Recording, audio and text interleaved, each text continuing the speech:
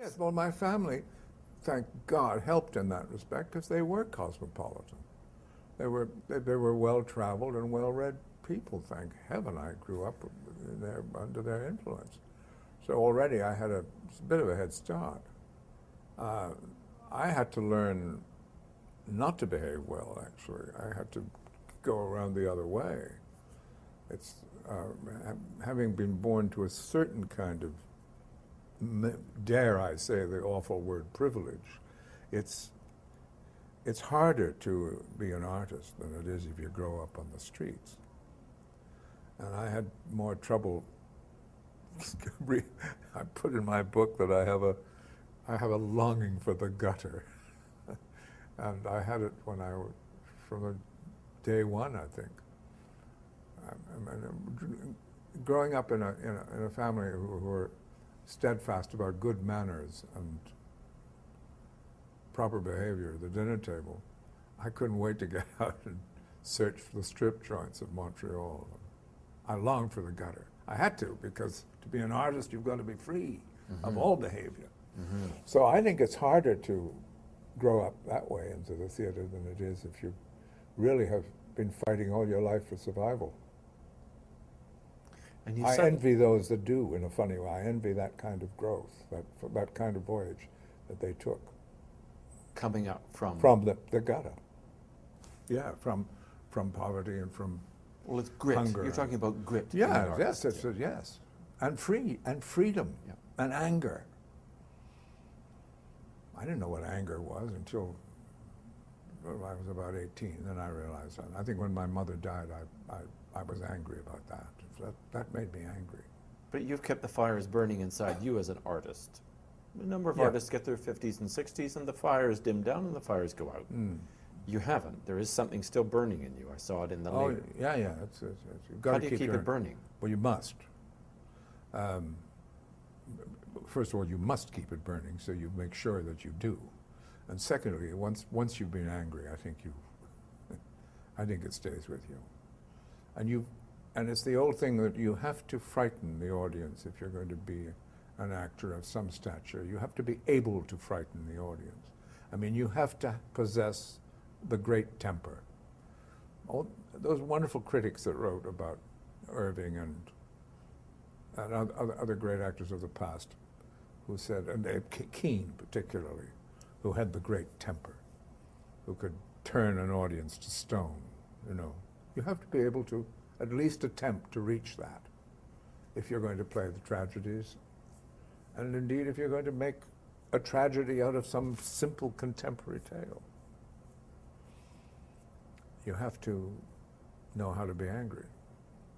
Romeo is hopeless unless he can terrify you when he yells at the friar. He's got to show all the rage that poetry calls for. And if he can't do that, then he's no Romeo. In the Banishit speech. Yeah. And I remember Agate often saying, I just saw somebody's Romeo, the old Vic.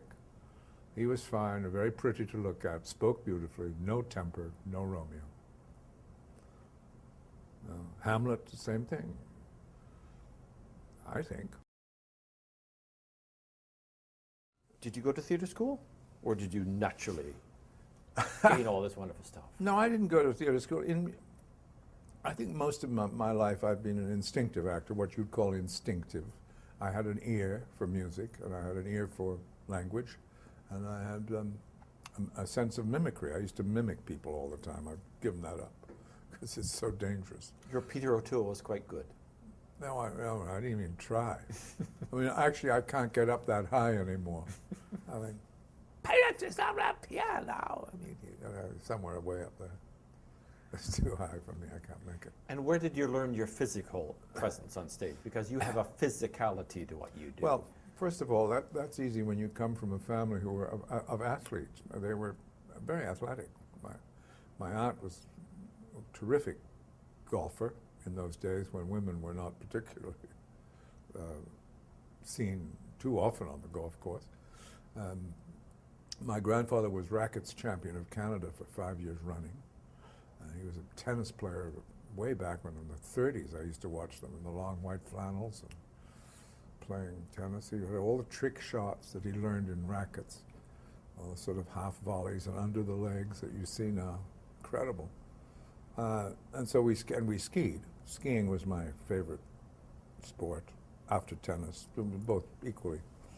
And so I've always done sports. And so you never had to go to a theater school and stand in front of the mirrors and with your hand on the ballet bar and do your plies? No, I could have done that. It probably might have helped, but I didn't need to because I already had I think one's body, when you're used to sports, does its own work for you, you know? Leads you on, brings you on. Because you also express through your body. Yeah. You just do. When I see you, you know, when I saw you a kid, I saw you in Cyrano and I see you in Lear. Yeah. You use it. Well, I think I think actors should. They've got to do it. Ever since the, Commedia dell'arte. I mean, it's all part of training, and that's there in your mind, even if you don't go to school. But I know I'm wandering into the advice territory again, but again, we have a generation of actors who bring one up on television, which is basically from here up and make sure your hair is pretty. Yeah. What do we do? Well, I don't think it's not their fault, of course. It's the idea that they can be stars in 5 minutes if they hit it on the right day. Their timing is right, if they're in the right place at the right time, they'll be a star for about 5 minutes. And then they'll fade away unless they go and take it seriously and go into the theater and do things and do ambitious stuff and learn. Al Pacino is a marvelous example of a modern actor, although he's getting on now, but of that Italian street acting school that I'm so fond of, who loves words. He is one of the few left, I think, of that genre of player, of American acting, that adores words. And you can tell by watching him how he stresses, he elongates all the modern dialogue. And you just have to go and see him as Shylock in that film he did in Venice to see how well he handles Shakespeare. It's just a wonderful performance. He knows exactly how to stretch all the lines to give them their proper weight and their space, and to give poetry its full value. He has all that as an instinct. He did Herod, you see, of Oscar Wilde's on the stage. I saw it in New York. I mean, talk about a purple passage play, if ever there was one. Herod's language is more florid than, my God. And yet, he wanted to do it. But the only living actor who would want to do it. And he was rather marvelous in it.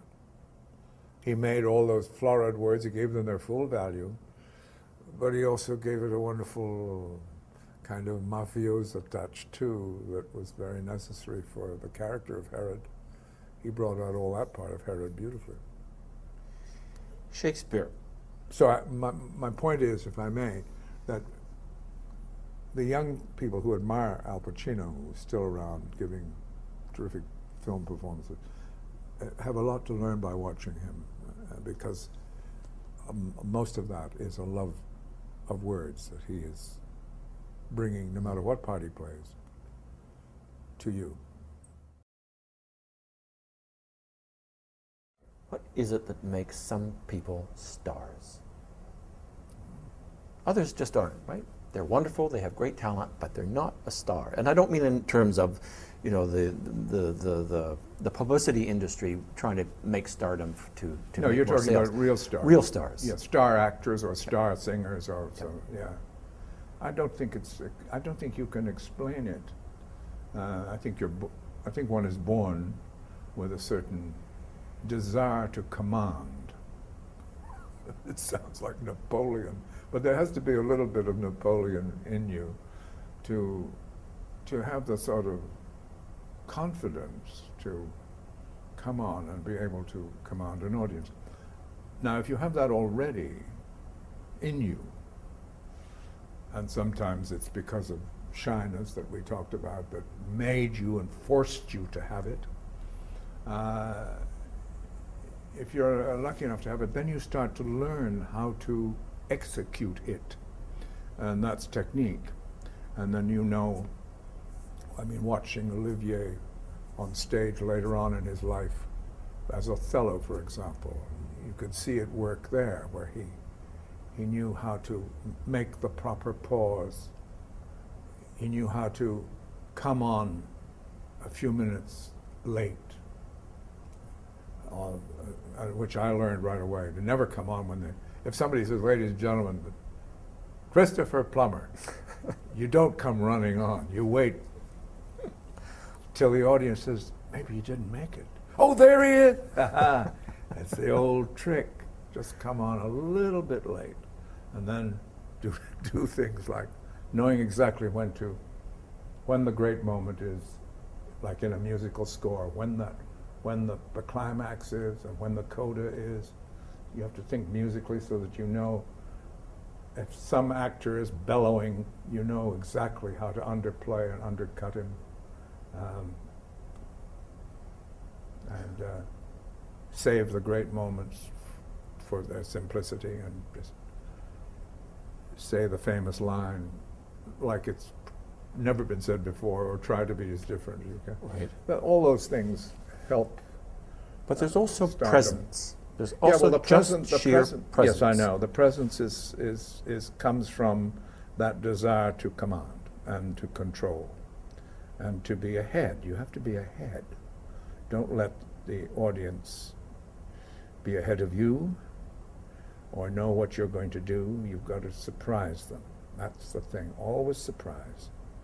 Just try to keep ahead of them by surprising them all the time. You're one of the few people I've talked to in these interviews who've had a career from A to Z, in film, in stage, in television, in radio, in many countries, and a career of stature that the pressures of, publicity, marketing, fame. How does the artist or how does the performer stay alive for you inside the pressures of a large international career like that? Well, it's nice to be a character actor, and I'm finding that now that I've arrived at a very old age, I'm 77, and that's not young. I feel in good shape. I'm in pretty good nick, and I feel I could go on for another 10 years gladly. I hope I can. But I'm getting more work now, it seems, than I was before, particularly on the screen, because I think they're all dying off. We get fewer and fewer of our age group, so I get more chance at old parts now. You mean Ian McKellen can't play them all, and so I get some of them, you see, so that's fun. And ever since The Insider that Michael Mann directed, my movie career shot up because it came up to another level again. It came up to an A level rather than a B level. And so I was getting much better scripts offered me and much better films. And I'm off now to do, for instance, Terry Gilliam, that mad, wonderful Terry Gilliam has written another fabulous, I think this time, very wonderful piece called Dr. Parnassus, with which I play the good doctor himself. And that's going to be achingly fun, because I've worked with Terry, I know him, and for the first time it's quite clear what the piece is about. I said, Terry, there must be something awfully wrong with you, because I actually understand this script. He said, oh, it's clear as mud, clear as mud, clear as mud. He said, Hollywood doesn't like it, they don't understand it. But so he gets his money from all over the world, and then you wait endlessly for the bonds to be signed, and then finally you're too old for the part. But no, not in this case, because he's a very old man, and I'm going to have enormous fun. So this, again, my years are planned to I've got 2 years ahead. I'm going to play Caesar and Cleopatra up in Stratford coming up, which I'm looking forward to. 'Cause I haven't done Shaw really, and Caesar is such a wonderful old creature in that play. And we got a wonderful African American actress called Noni Rose, Akita Noni Rose, to play Cleopatra, which is very exciting. She's a very hot ticket at the moment in films and on stage. So that's an exciting season. Stratford, you were first there in 1956, is that right? Yeah. Henry V was Yeah. the first one? Yes. Were you in the tent? Well, the last year of the tent, so I got the feeling of what it was like. Yeah. And what was it like? Can't remember. Yes, of course I can.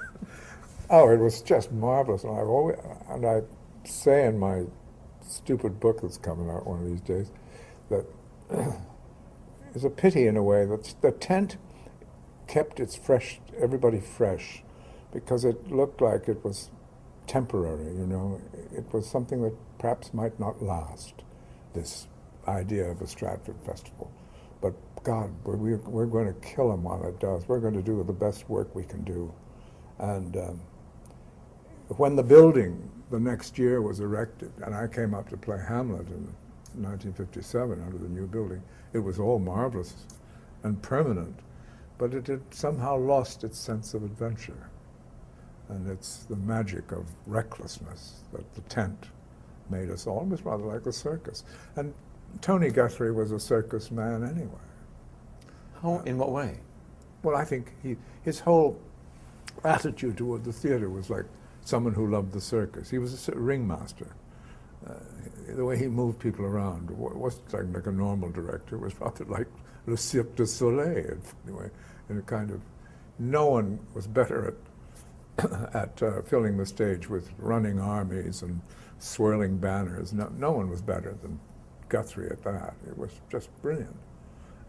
And his whole attitude of the theater was as if he took you as a child and led you to the circus. That was the magic of Tyrone Guthrie. It wasn't... And was he overpowering in rehearsal, or was he ebullient, or...? Oh, he was ebullient, absolutely, and funny. And he was an audience of 1,000 people when you worked for him. Of course, I must correct, because Michael Langham was the one who directed me in Henry V, but I did work with Tony in Twelfth Night with Andrew Aguecheek, and I had more fun than I've almost had in my life working for someone. I saw that. I saw you as Sir Andrew you. Aguecheek, one of the first plays I ever saw. I have memories imprinted from, I can't remember who played Olivia, but she's imprinted there, and you're imprinted there. And it's strange how theater reaches into young imaginations and presses for the rest of their life. You're far too young to have seen that. What are you talking about? Well, the tent, did you have to bellow? What were the acoustics like? The acoustics were not as good as they are now, but they were pretty good, except on rainy nights. We had to sometimes stop, because the rain hitting the tarpaulin was just deafening. And of course, the famous story, which is now quite well known, of the train that passed every night at a certain hour from the station and made whoop, whoop, whoop. Of course, it happened all the time during my very quiet speech about upon the king, let us our lives, our debts, and all that. But the night before the battle, the quietest moment that Henry has on stage was ruined by this bloody railway train going through. And I yelled at Tom Patterson, who was the founder of the theater, in a sort of mock temperament. I said, "We've got to change the time of the train. It's ridiculous. Every night it's right bang on, no matter how fast we play it or how slow, it's bang on. It hits the gentlest of the words." He did. He called them up and changed the time of the train. Unbelievable. I couldn't believe it. And how did it work? Well, it starts to rain in the tent. Yeah. And the company starts to raise their voices a little, Oh yeah, we're still starting to shout and scream, and then finally, forget it, Charlie, let's bring the curtain down. And would it be someone on stage who would say, time out, or? Yes, I don't think it happened much when I was on. That happened in other people's productions, so I can't honestly say it happened to me. But yeah, they would stop and somebody would come out, and then the audience would patiently wait, and when it was a little quieter, they would resume. But it had a wonderful excitement about it. Yeah. And that's never really quite, Yeah. We always try to catch the excitement of the tent in whatever we do up there. Yeah. Yeah. It is the question, as soon as you make an institution out of it, how do you keep the life? That's right, that's absolutely. I thought Michael was unbelievably, and he became my mentor, of course, because it was he who finally got me up there in the first place to do Henry V. He said he wanted a Canadian to come up and head the company. And he'd come down to see Mark Anthony. I was playing at the American Shakespeare Festival. And he liked it, and he said, come on up. So I went up to do that. That was very exciting. I'd also done The Lark on Broadway with Julie Harris, so I'd had a good grounding, and I was ready to do Henry V had the Quebec actors and the Well, that was what was so wonderful about that production, because I think more than any production perhaps since, in a sense, up there, it had the French actors as playing the French court from Quebec, the Théâtre du Nouveau Monde. They'd come up, he had asked them to come up and do their Molière at the Avon Theatre, a season of their Molière, about 3 or 4 weeks, and also to play the French court in Henry V on their nights off. And so we had the likes of Jean Gascon playing the Constable of France, and Jean-Louis Roux and Gratien Gélinas, playing the King of France. And what a production that was. Not only was it a huge diplomatic move in this country, but it was also such a theatrical coup. And that's Michael, that mild-mannered, kind of introverted man who suddenly brought all that color onto the stage, and a lasting color. It wasn't just fleeting. And how was he as a director? Oh, I loved Michael as a director. He was sometimes a little precise, perhaps sacrificing certain passions. But precise meaning, Christopher, I think it better if you sat down at the end of the line? Or? No, just don't let your passion totally go away with you, because you've got more to come later. Reason was his sort of doorway to clarity. When we talk about clarity, Michael's clarity was absolutely riveting. He also taught me how to throw away a famous line, not linger on it. And there are a lot of famous lines in Shakespeare. Right. When you come to it, try to be original about it and try to make it sound as if it's the first time it's been said. And you won't do that by pausing before and saying, wait for it, baby, it's just coming around the corner now. There it is. Just skate through it and surprise them with it, and let them react later to the familiarity of it, and don't give them time to dwell on it. It's just part of the orchestration. He was terrific. He was a classicist, a true one. Did he determine all the production before he moved into rehearsal? Yes, I do think he did, and that's one. That is my only little tiny bit of criticism that I may have for him. He had planned it all beforehand. He knew exactly where not by putting little dots where we were supposed to move. I mean, that was up to us, because after all, he did have companies of experienced actors who knew where to place themselves. But he had organized the whole thing in front, intellectually and emotionally. He knew where all the effects were going to be before he started rehearsal. And that's the only time I felt that he might sometimes have he was fine with fresh new ideas, or ideas that departed from his own. He was very generous about that. but I think sometimes his own instincts were checked a little by his own self-discipline, and it would only hurt him, perhaps, not anybody else. Just to get personal, he made Bach as accessible to me as a great actors at time, yourself included, make Shakespeare accessible. Shakespeare left behind certain actors as like all these words, as is Bach, but there was something about the clarity, say, of your Lear, that it comes totally clear, like Glenn and Yes. Bach. Well, that's nice to know, but I agree with you about Glenn. How do you do it? I don't know.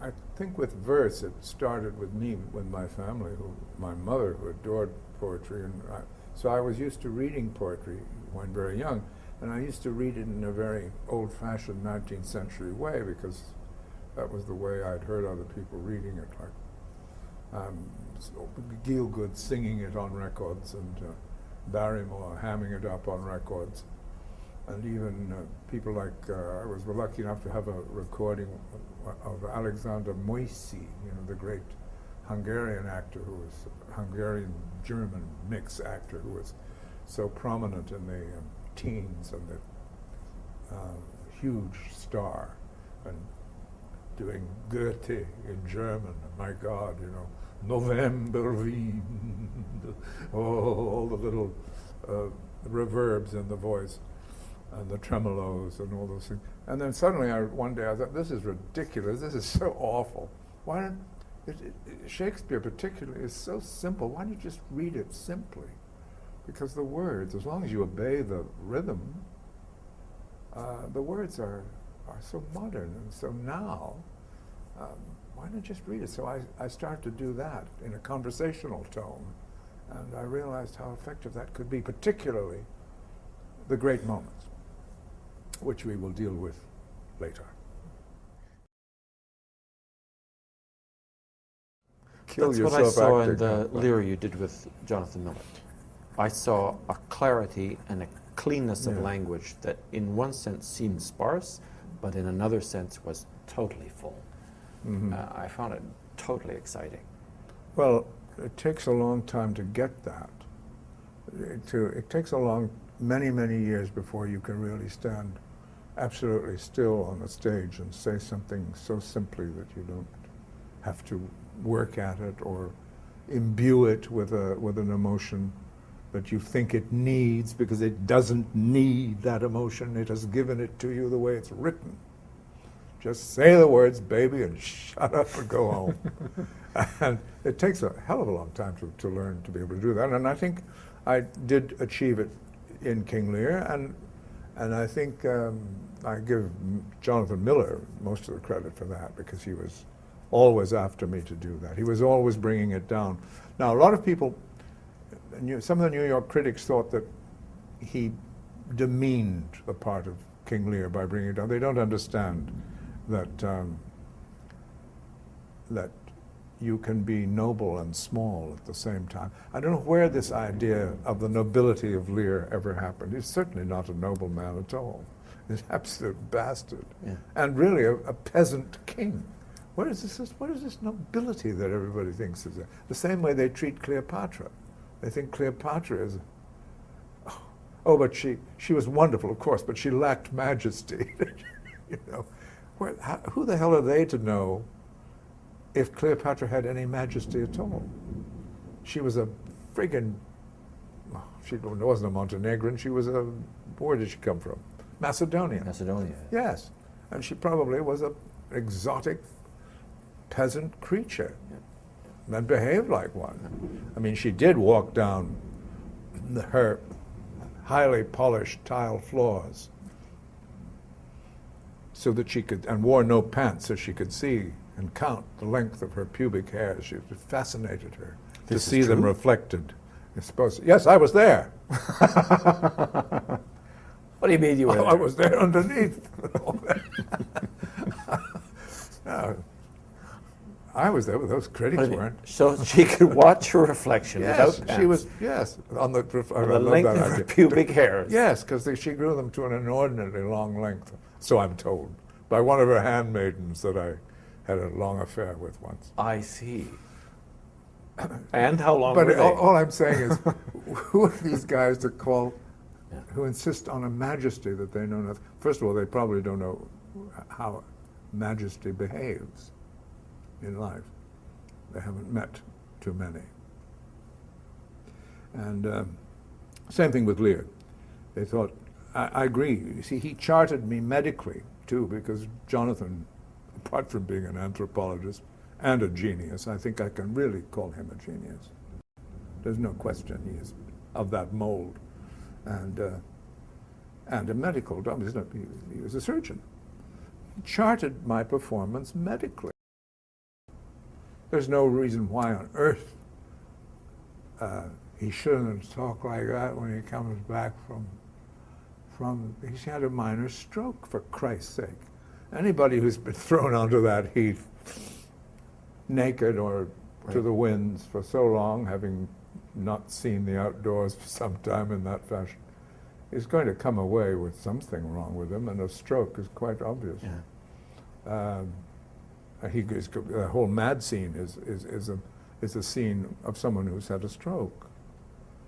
And so when he comes back on at the end, after an inordinately long wait, which I can't bear, which I spoke of the other night, where you have to sit through the tragedies of Gloucester and Edmund till the hour of midnight arrives, and then, oh my God, I'm on King Lear again, and the audience says, "Oh, who the hell's that? He looks familiar." He's we the guy saw from him the earlier. beginning. Yes, we saw him earlier. But then, there's of course, something. he gets smaller and smaller. There is He something under shrinks. here that you're talking about, though. You've talked about two things. You've talked about not the bravura of the words, but the power of the words and just sitting in the words and speaking them Yes. and having it appear.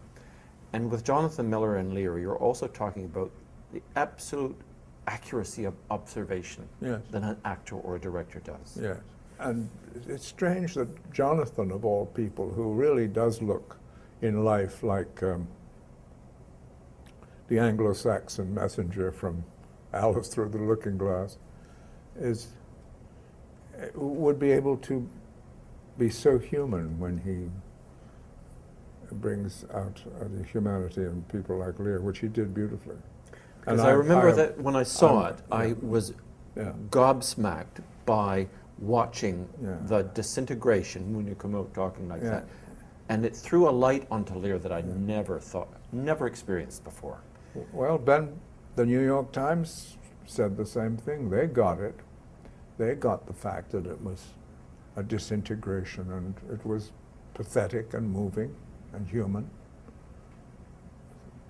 Jonathan said, it's one of the funniest plays ever written, Lear. He said, I know you're dying to do a comedy. Well, let's do Lear. He said. And it is a very funny play. It has some very funny lines in it. For example? Well, for example, after that long, wonderful speech about when he's denied his knights by his daughters, he's denied, we don't want 100 knights, what about 75? Oh, what about 25? Yeah, and what do you need 25 for? What about 5? Nay, what the hell with 5? What about 1? And he goes ape. And he does that wonderful speech about, oh, reason, not the need. And I can't remember it. And he ends up with that, oh, fool, I shall go mad, and rushes out into the storm. And there's a long pause. And Regan says, looking about her, as if he had not understood what they were talking about at all, says, but this house is little. And it should bring down the house. What do you mean? That's literal. You mean black humor, or? Yes, it's wonderfully black.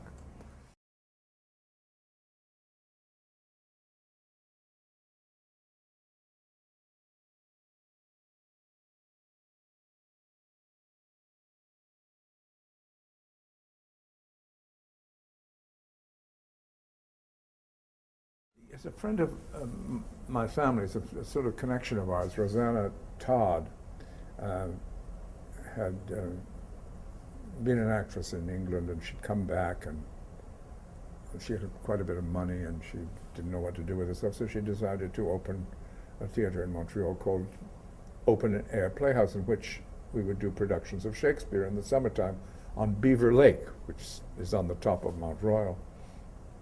And it was a lovely idea. She picked a rather attractive mound to do it on. And I played Lysander in Much Ado About, in Midsummer Night's Dream for her, and a small part in As You Like It.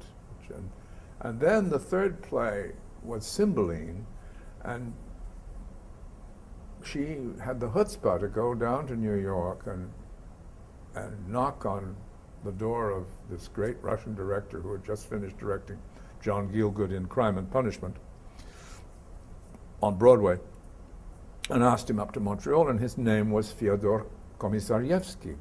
Now, he's perhaps one of the real gurus of the 20th century in theater, and was head of the Imperial Theater in Moscow for many years, and came over to England and took over the Old Vic, and did very many revolutionary productions, particularly of Chekhov. He was a famous opposition to Stanislavski in those days. They didn't agree. He didn't agree with anything Stanislavski did, and vice versa. So there was always a didn't agree in terms of staging or in terms of the method? In terms of method. Because Komisarjevsky's point was that if you're going to veer away from, if you're just going to be yourself in everything you do, then you are desecrating the intention of the playwright, who might have written a character that was totally different from anything that you ever had. So it was wonderful stuff.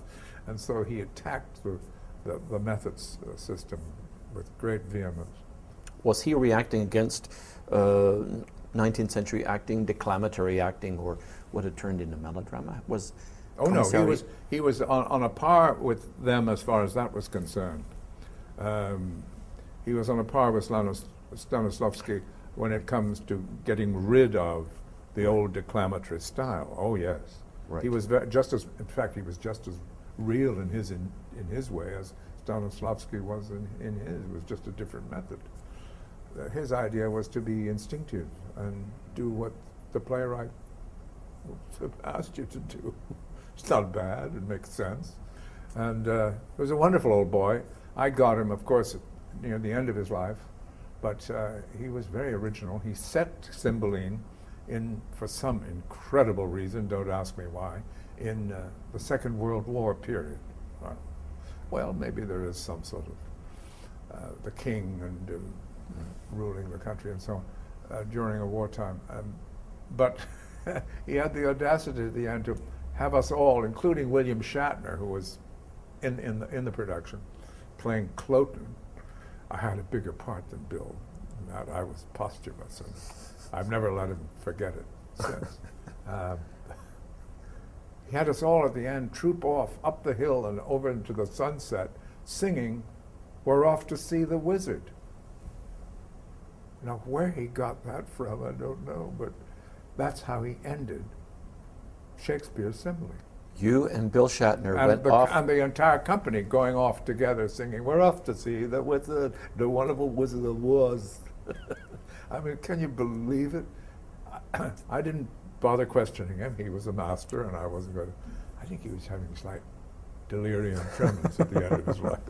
But what an extraordinary credit to have, and I've used it ever since, that I practically started my career with one of the greatest directors that had hit the world scene. And what kind of notes would he give you? Well, he was very severe to a lot of the other people, but he was always saying he always gave the king notes, I remember. Person playing the king, simply saying, "You don't act king, you don't act king, I have everyone else make you king, you just walk on, you're so stupid, don't come on like that, no king does that." He was a bit like that. Perfectly simple, good sense direction.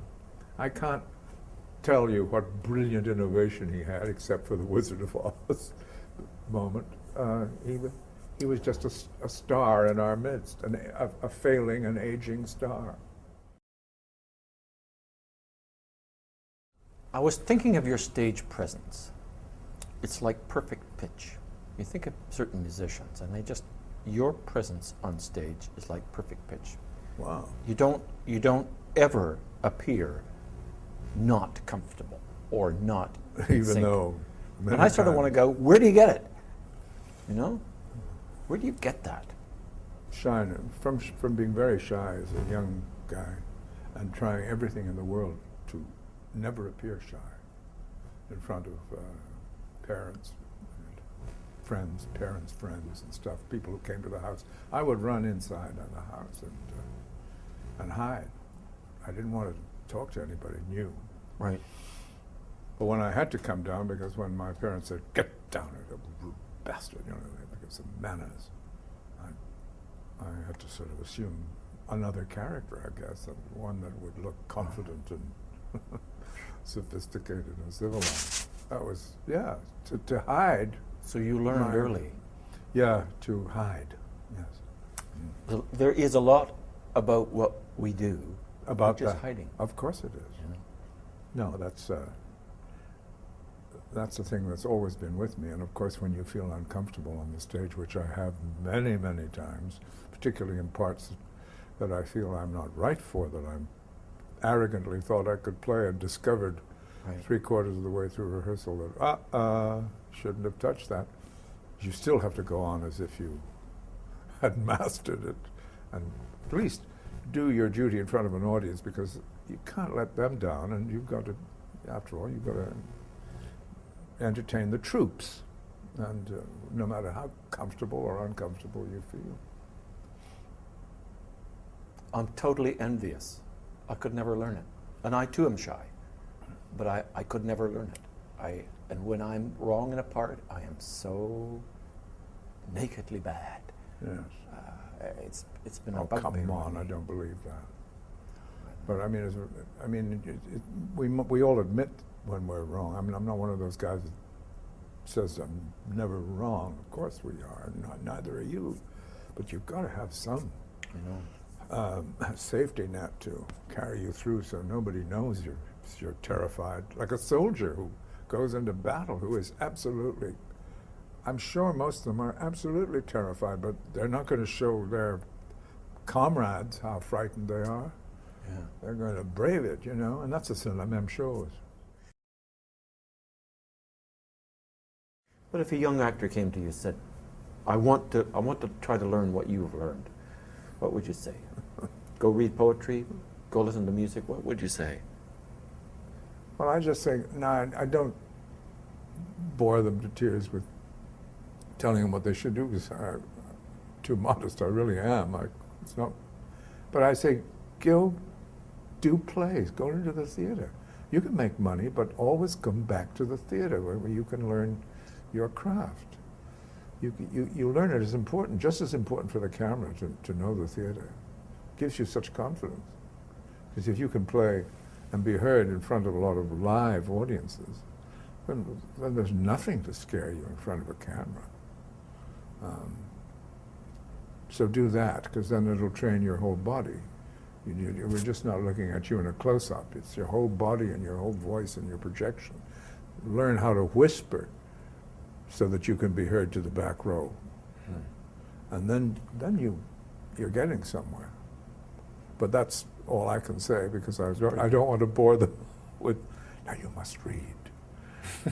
That speech from Jaques, you know, all the world's a stage and I want you to do it for me tomorrow. No, I'm none of that jazz. They'll find out. Right.